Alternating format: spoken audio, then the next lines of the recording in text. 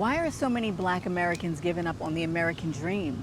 Let me tell you, it's not because we're lazy, and it's not because we're ungrateful. We're waking up to a painful truth. And in this video, I'm going to break it down, not just with statistics, but with real stories, real experiences, and what this means for you, as long as my dog stays still.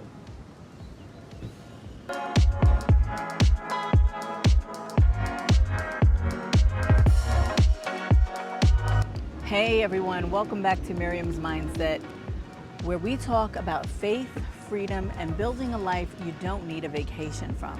I'm Miriam, and I don't just talk about leaving the grind, I left it. I moved to Spain. I left the 9-to-5, I left that stress, the rat race, the commuting over an hour each way. I left the illusion that staying would save me. And today I want to speak directly to my brothers and sisters who are feeling the cracks in the American dream. Because I've lived it and I know the weight you're carrying, but I just couldn't do it anymore.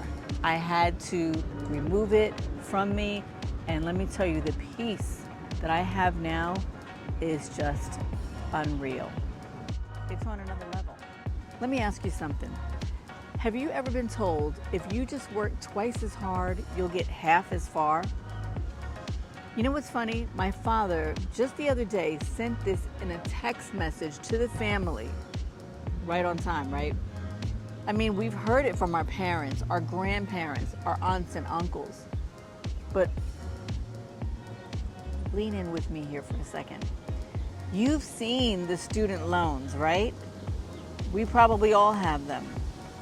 The wage gaps, the housing discrimination, the constant pressure to represent at work just to hold on to your spot. And yes, we keep pushing, believing that if we just hustle harder, we'll eventually catch up. What if the game was never designed for us to win? What if while we're climbing up the ladder is constantly being pulled up even further? I mean, that's what more Black Americans are realizing, that the American dream they were sold was never built with them in mind. I'll tell you what I realized when I was still grinding in my old life. I was chasing a house I couldn't afford in a neighborhood I didn't even want to live in. I was working a job that stressed me to the bone. I don't even want to remember it, but all for health insurance and a retirement plan that wouldn't even keep pace with inflation. And listen, this is not just me.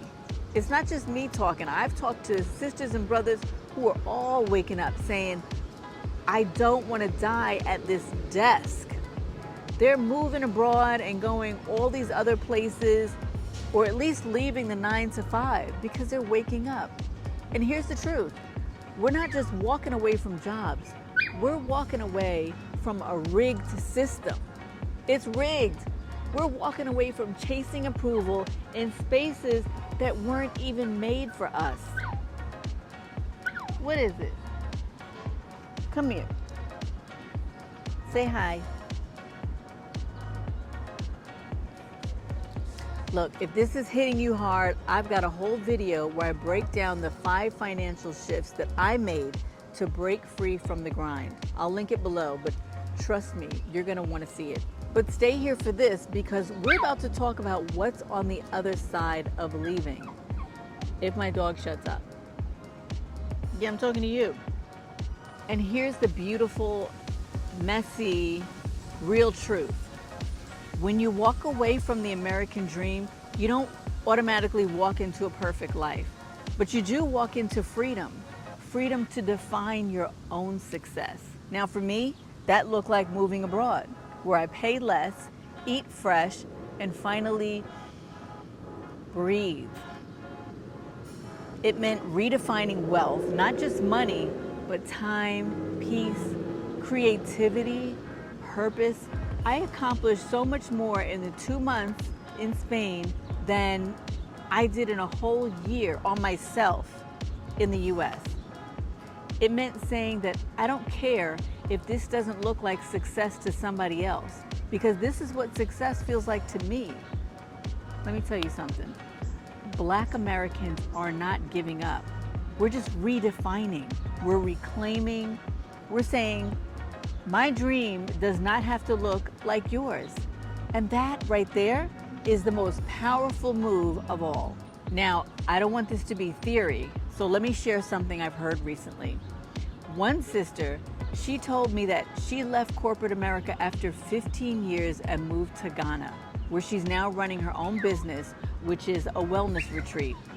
She said, for the first time, I feel seen, not as a diversity hire, but as a whole woman. Yeah, and there's another brother who I saw on Facebook.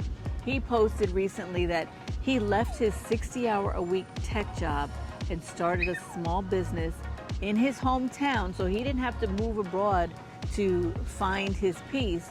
He started it in his hometown, helping local kids learn coding.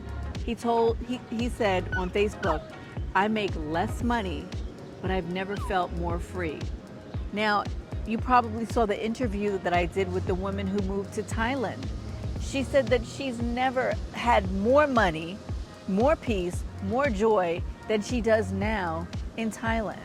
So these aren't overnight success stories. I mean, mine wasn't either, but they're real, they're imperfect, and evolving journeys. And they remind us that, you know what, walking away is not the end, but it is the beginning of something rooted in purpose, not just profit.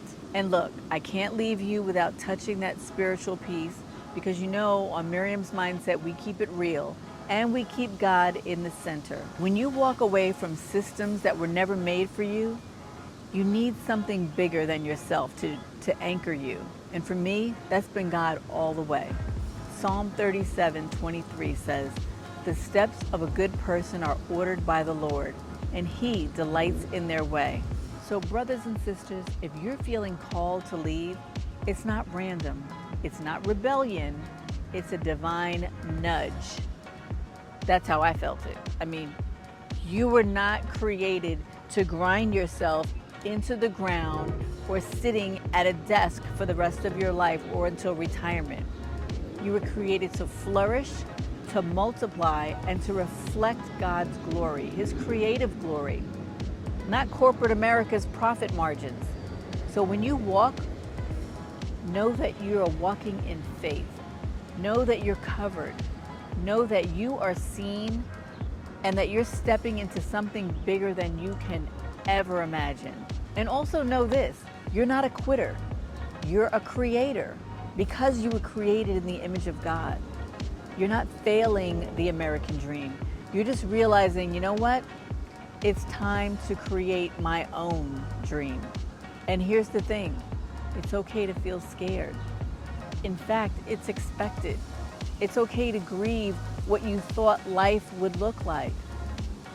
But you are breaking generational patterns, and you are so brave for even thinking about it.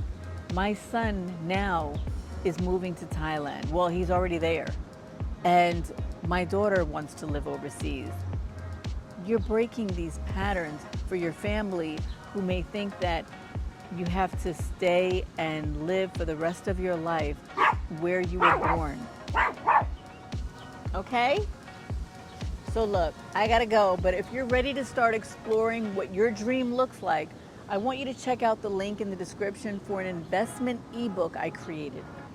It's so good. I used it and it has all the terms that you need for investing. It's good. It's for beginners and for those who have been in the game for some time, in the investing game. But do check it out. Check out the other resources there also that I have in the link. And I'm continuously adding tools and guides. I got a whole community there just waiting for you. And drop a comment below. I'd like to know, what part of the American dream are you ready to let go of? Yeah, that's what I want to know. And also, let me leave you with this affirmation. I am no longer bound by systems that don't serve me. Keep saying that to yourself. I am free to build, to dream, to redefine my future. And here's another one. I walk by faith, not by sight, knowing that I am guided every step of the way. Family, you've got this, and I've got you. So see you in the next video.